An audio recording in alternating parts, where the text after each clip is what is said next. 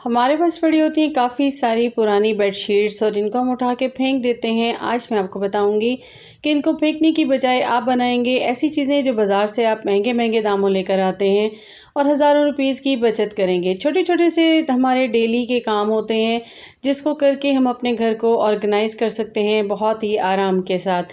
बेकार से लगाएंगे जुगाड़ और अपनी काफ़ी सारे कामों को आसान करेंगे। बिस्मिल्लाहिर्रहमानिर्रहीम, अस्सलाम वालेकुम। कैसे हैं आप सब? उम्मीद करती हूँ खैरियत से होंगे।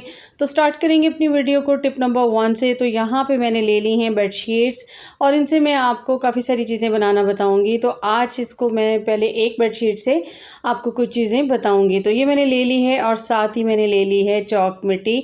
और ये मेरी सिंगल बेडशीट है और इसके कॉर्नर आप देख सकते हैं इस तरीके से मैंने बनाए हुए थे।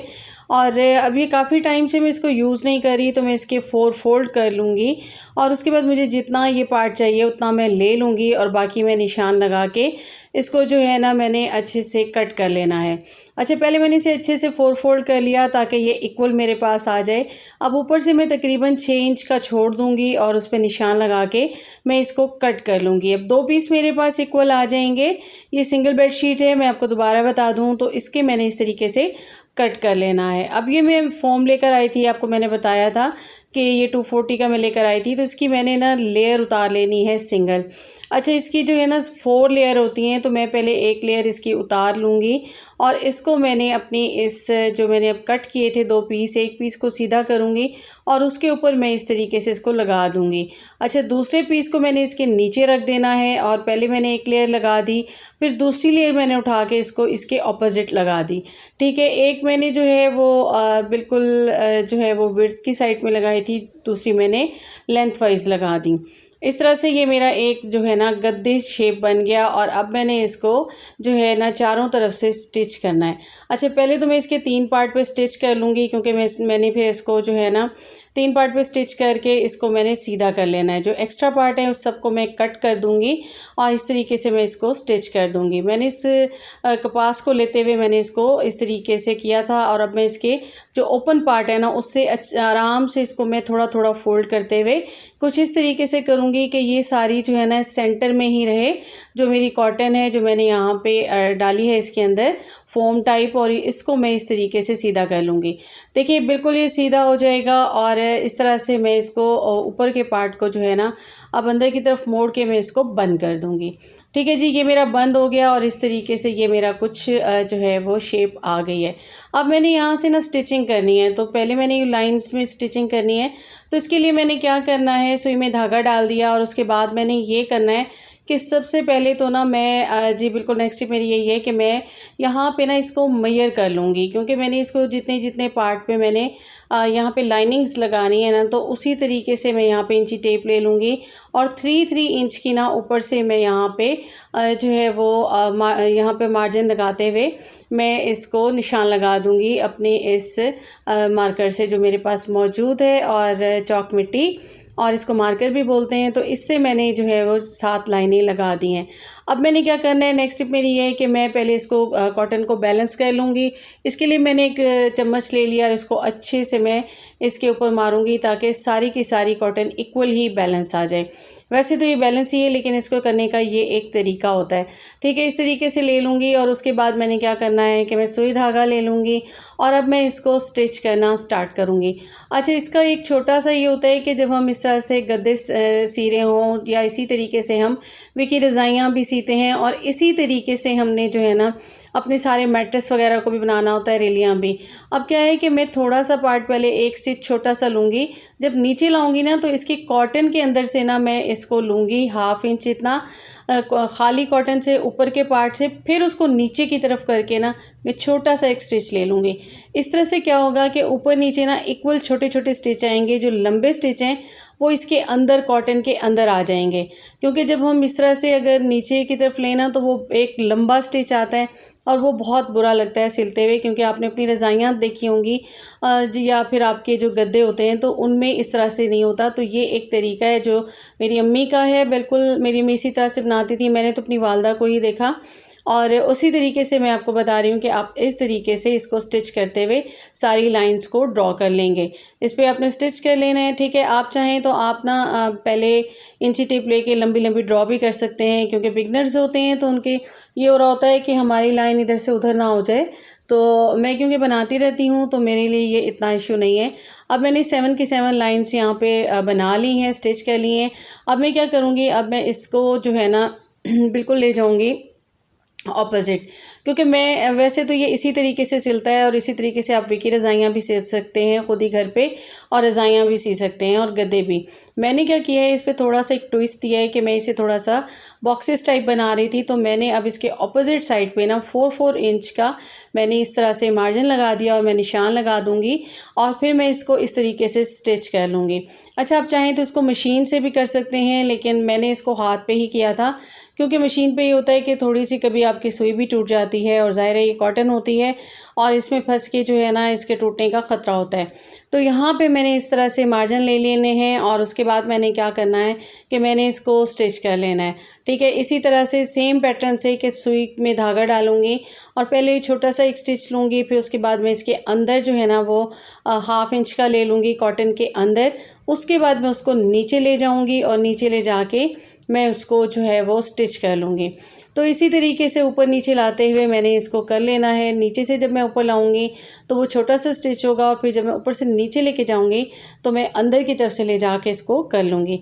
तो इस तरीके से मैं इस अपने गद्दे को मुकम्मल तौर पर स्टिच कर लूँगी। अच्छा, मैं ये छोटा बना रही हूँ, बिल्कुल मैं अपनी बेटी के लिए बना रही थी।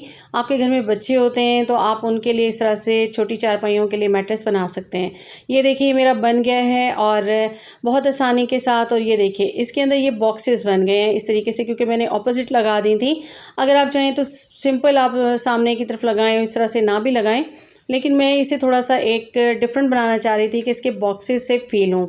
ठीक है जी, इस तरीके से आप बिल्कुल कम बजट में बेकार चीज़ों को काम में लाके आप इससे जो है बना सकते हैं। नेक्स्ट टिप की तरफ आ जाते हैं। तो यहाँ जो पीस बच गया था ना उसको मैंने ले लिया और पहले तो मैंने इसको ना एक दूसरे के ऊपर रख के इस तरह से ये एक लंबा सा बन गया था, इसको मैं स्टिच कर लूँगी और उसके बाद फिर मैं इसको इस तरह से डबल फोल्ड करूँगी। अच्छा, ये मैं क्या बनाने वाली हूँ, बिल्कुल मैंने इसको बना लिया और यहाँ मैंने एक ले लिया था शॉपर, और ये हमारे वो शॉपर हैं जो कि हमारे गार्बेज के बड़े बड़े शॉपर्स आते हैं, तो इनके डबल पार्ट ये इसी तरह से थे। तो इसको मैंने ले लिया और इसको मैंने दोनों साइडों से ओपन कर लिया। ठीक है, ये न्यू बिल्कुल था और मैंने इसको न्यू निकाला और मैंने सोचा कि इसको मैं जो है यूज़ करूं। तो मैंने यहाँ पे जो है स्टिच किया था उसको मैंने सीधा रख दिया और उसके ऊपर मैंने इस शॉपर को रख दिया। ये बिल्कुल इसके साइज़ का आ गया।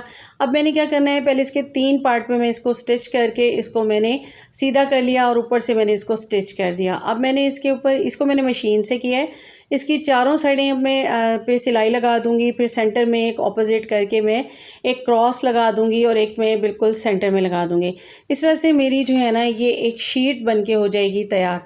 सबसे पहले तो मैंने इसके ऊपर के पार्ट को अंदर की तरफ फोल्ड करके ना बंद कर देना है। उसके बाद मैंने ये इस तरीके से जो है इसको स्टिच कर लेना है और ये मेरी एक शीट तैयार हो गई है। अब ये आपके किस काम आ सकती है, इस तरीके से आप मैट भी बना सकते हैं, लेकिन मैंने ये शीट बनाई है। बिल्कुल आपके घर में छोटे बच्चे होते हैं और जाहिर सी बात है आप उनको सुलाते हैं, 4 साल के हों 5 साल के हों, छोटे ही होते हैं और बाज़-औक़ात यूरिन कर देते हैं। तो यहाँ पे मैंने बनाया है एक छोटा सा गद्दा और उसको मैं मैट्रेस पे रख दूँगी, बेड पे, और उसके ऊपर इस शीट को रख दूँगी। अब बच्चे इस पे लेटेंगे तो उनको बिल्कुल भी यूरिन भी करेंगे छोटे बच्चे, तो आपका बिस्तर ख़राब नहीं होगा। कैसा लगा आइडिया? तो नेक्स्ट आइडिया की तरफ आ जाते हैं। तो बिल्कुल जी आपकी किचन की ये जो अलमारियाँ होती हैं ना, सॉरी ये जो खिड़कियाँ होती हैं ना, इन पे काफ़ी सारा ये चिकनाई जमा हो जाती है। ज़ाहिर है यहाँ पे खाना वगैरह आप बनाते हैं तो उसको आज हम साफ़ करेंगे। यहाँ पहले मैंने ले लिया था पानी। पानी को मैं बॉईल कर लूँगी और उसके बाद मैं यहाँ पे क्लीनर बनाने वाली हूँ। बिल्कुल उसके अंदर मैं डाल दूँगी पहले तो 1/2 कप भर के मैंने डाल देना है इसमें कास्टिक सोडा और इसके साथ ही इसको मैं बॉईल करूँगी और साथ में ही मैं इसमें ऐड कर दूँगी 1/2 कप भर के ही सर्फ का। ठीक है जी, ये क्लीनर मेरा बन के हो जाएगा तैयार और ये मेरे काफ़ी सारे काम करेगा। अब ये जब ठंडा हो जाएगा इसको हमने स्प्रे बॉटल में भर के ना इस तरीके से पहले तो जालियों पे अच्छे से डाल दिया। उसके बाद एक हमने ब्रश लिया सिंपल कपड़े धोने वाला, और उससे हमने इसको अच्छे से जालियों को जब हम डालते गए, और साथ गर्म पानी था ज़ाहिर है, और साथ साथ में हम इस पर स्प्रे करते गए, तो ये हमारे बिल्कुल नीट एंड क्लीन हो जाएंगी। मिनटों सेकंडों में आपका काम हो गया है आसान। ठीक है जी, कैसा लगा आइडिया? तो नेक्स्ट आइडिया की तरफ आ जाते हैं। बाकी जो क्लीनर हमारे पास बचा हुआ था ना, उसमें से उसे हमने फिर से गर्म किया, और उसमें हमने इस अपने जो है वो डब्बे में डाल लिया, और इसकी कंडीशन भी आप देख रहे हैं। और साथ ही हमने डाली, हमारे पास होते हैं इस तरह से हमारे ब्रशेज़, और बहुत गंदे हो जाते हैं।